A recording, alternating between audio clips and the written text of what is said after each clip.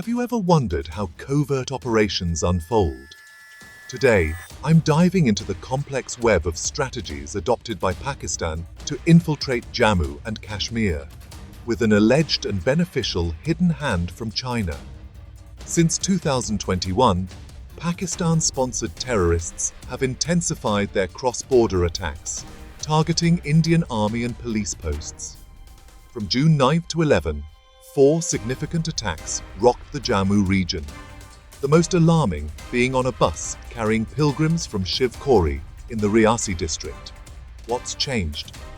Pakistan has refocused its field of operations from Kashmir to the Jammu Division. Regions like Poonch, Rajouri, Kathua, Doda, and Reasi are now in the crosshairs. This shift has added new dimensions to their terror modules, but it doesn't end there. A new and rather alarming tactic involves the use of caves and deep crevices in dense forests. These hidden spots serve as caches for arms, ammunition, edibles, clothes, and medicine. Terrorists have access to these supplies through local guides, making their guerrilla tactics more unpredictable and dangerous. Here's the kicker. Reports suggest an even more clandestine route being used. Pakistan adopts 4 new strategies to bleed Jammu and Kashmir. Report hints at China's hidden hand. In conflict, from 2021 till date, Pakistan-sponsored terrorists have made no fewer than 26 cross-border attacks on the Indian Army or police posts. From June 9 to 11, there were 4 terrorist attacks in the Jammu region. The most significant attack was on a bus carrying pilgrims from Shiv Khori in the Reasi district. Pakistan has added new dimensions to its terror modules for Jammu and Kashmir. First, it has shifted the field of operation from Kashmir to the Jammu Division, with Poonch, Rajouri, Kathua, Doda, and Reasi as the targeted locations. Secondly, there is a new element in their guerrilla tactics. It involves using caves and deep crevices in dense forests as hiding places. Arms, ammunition, edibles, clothes, medicine, etc. are dumped in advance in these undisclosed caves to which the terrorists have access through local guides. After attacking security forces or a police patrol party, they return to these caves without being detected. Security forces have to deploy helicopters and drones to locate the elusive terrorists. The third and rather alarming tactical change is the selection of a new and hitherto unknown route for the terrorists to sneak into the Indian side. China is reported to have dug a tunnel somewhere in Lipa Valley that joins the Kashmir border with the Karakoram Highway. The Pakistan-sponsored terrorists are now using this secret route to move to the border locale to dump arms, ammunition, and other war material. The fourth tactical change is that the new generation of terrorists are far better trained in guerrilla fighting tactics and are provided with China-made ultra-modern weapons, communication devices, bullets, and hand grenades. What is significant is that China is now directly involved in the Indo-Pak dispute over Kashmir, and it is not only moral support that Pakistan gets from China, but also arms and ammunition. A big and dangerous conspiracy has been hatched by the two adversaries in tandem to bleed India with 1,000 cuts. Unfortunately, the National Democratic Alliance, NDA, has been trapped by its blunders, like harping on India's determination to take back Pakistan-occupied Jammu and Kashmir. POJK, an official document of the NDA government, referred to Pakistan-occupied Kashmir POK as POJK, and Gilgit-Baltistan, GB, with the plea that these areas belong to India, according to the instrument of accession signed by the Maharaja of Kashmir. Does any member of the world community accept that Pakistan-held Kashmir belongs to Kashmir? They argue that once India accepted a ceasefire in J&K in 1948, it indirectly accepted that Pakistan was a party to the dispute. In 1994, the Indian Parliament passed a unanimous resolution asserting that POJK was a part of the Indian Union, which had the will and capacity to take it back. Nearly 30 years have passed since that resolution was adopted. Not a single attempt was made by India to retake it. Merely warning Pakistan to vacate POJK and return the territory to India, the legal owner, was a crude joke played on the Indian nation. The Indian Parliament's resolution has gone into the dustbin because India has not shown the will or the power to take back the territory. During the past 3 or 4 decades, Islamabad has brought structural, juridical, and administrative changes in the part of J&K under its illegal occupation. Except for issuing a paper tiger warning, India has never done anything that would show it means business in POJK. Clear signals were sent from time to time. The grapevine has it that during the 6-month-long Kashmir talks between the 2 foreign ministers, Sardar Swan Singh of India and Zar Bhutto of Pakistan, they agreed in their penultimate meeting to bifurcate the valley and make the Wular Lake the watershed. But in the final meeting, in which even an MOU was drafted, Bhutto retracted, and the entire plan ended in a fiasco.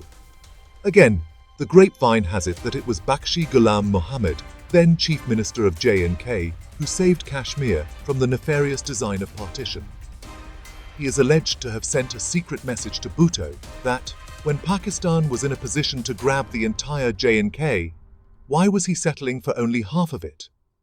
This was the rumor that was doing the rounds in political circles at that time in Kashmir. The same Bakshi Ghulam Mohammed was ignominiously sacked by Pandit Jawaharlal Nehru in 1962. I have always said that the day Bakshi was dismissed was the day Kashmir cancer took its roots. The plan may have ended in a fiasco. However, it left a lasting impression on the Pakistani rulers that India was aware of its weakness in Kashmir, and they never missed an opportunity to exploit that.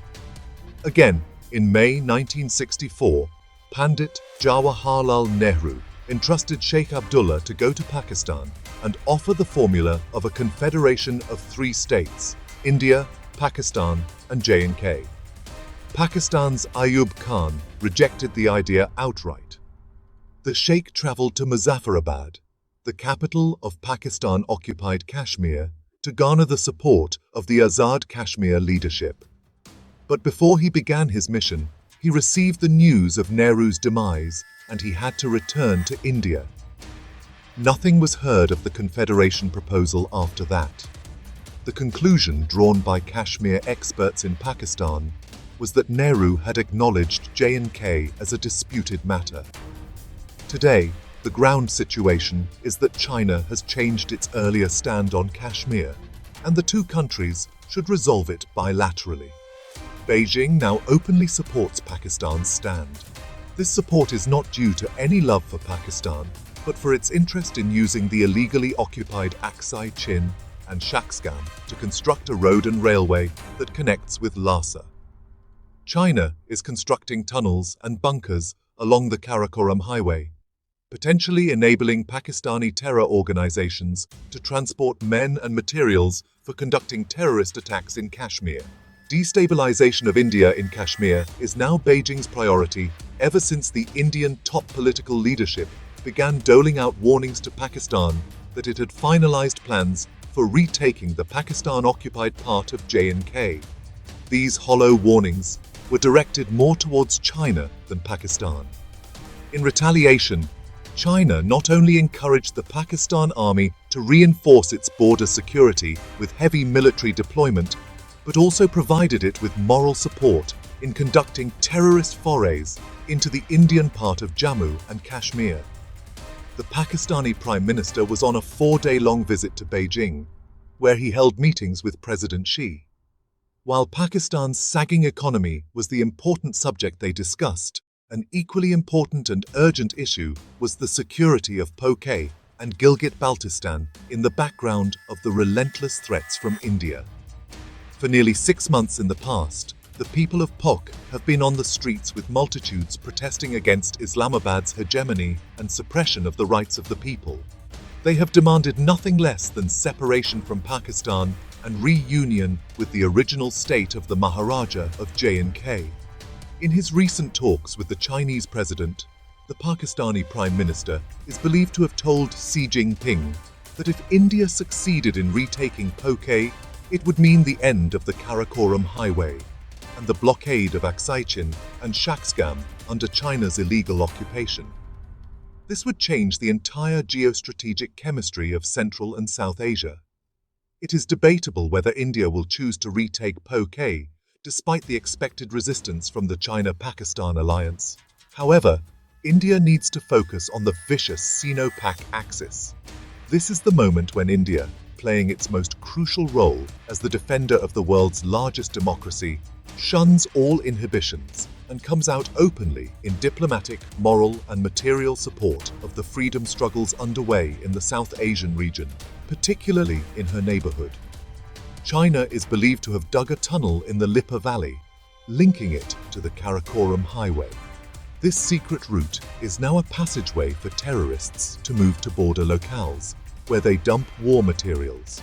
Imagine the implications. India, standing as the defender of the world's largest democracy, faces a daunting task.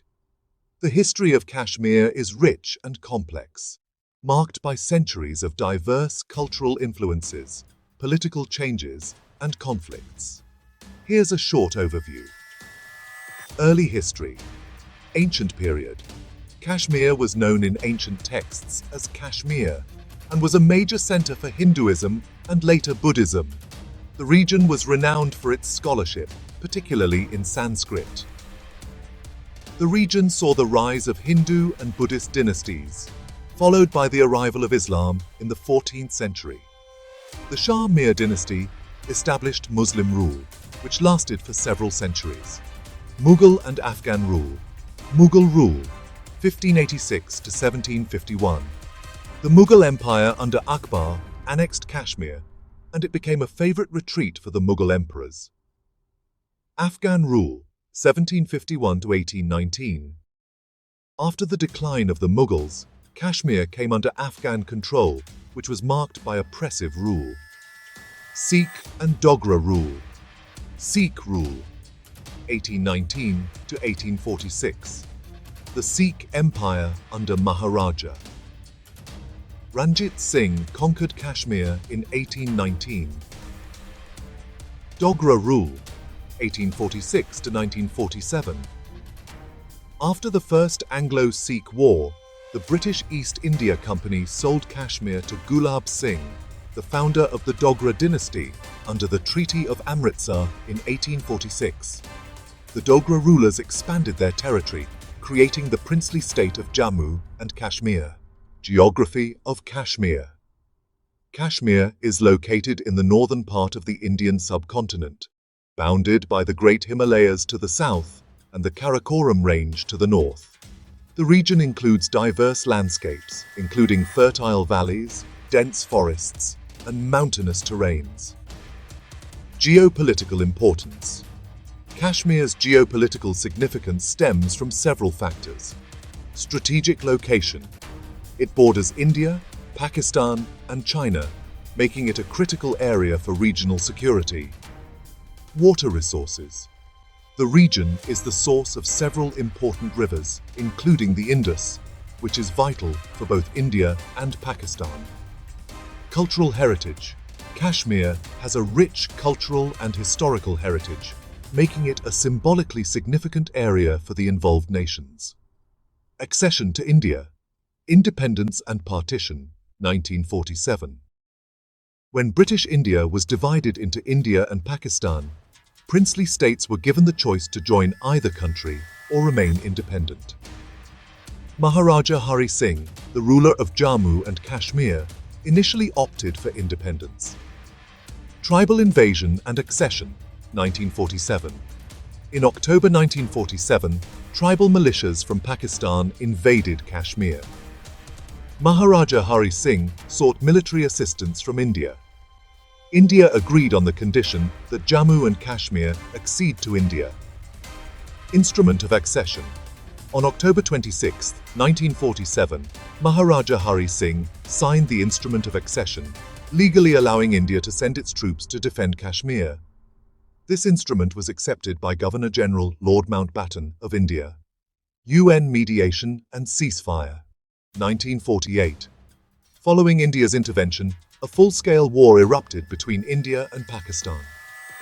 The conflict ended with a UN-brokered ceasefire in 1948.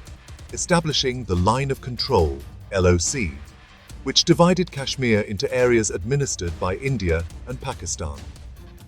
Post-accession conflicts, wars and insurgency. The Kashmir conflict has led to several wars between India and Pakistan, 1947–48, 1965–1971, and the Kargil conflict in 1999, and a prolonged insurgency in the Indian-administered region since the late 1980s. Autonomy and Article 370.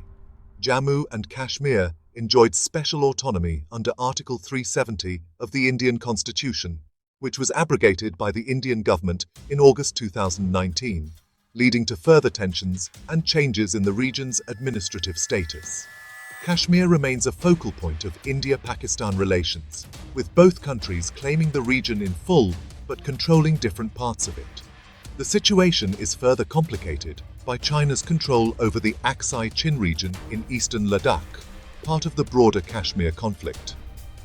But ultimately, India has the rights to rule Kashmir through Instrument of Accession. On October 26, 1947, Maharaja Hari Singh signed the Instrument of Accession. It's not just about counter-terrorism, it's about maintaining stability in a region fraught with historical tensions. India's response? Diplomatic, moral and material support to freedom, struggles in the South Asian region becomes crucial. The stakes are high, and the onus is on India to protect its sovereignty and support its allies. Understanding these strategies sheds light on the ongoing conflict and the mechanisms at play. It's a stark reminder of the unseen battles and the bravery of those on the front lines. Please subscribe and stay tuned for more insights into global affairs. Remember, knowledge is power. Thanks for watching.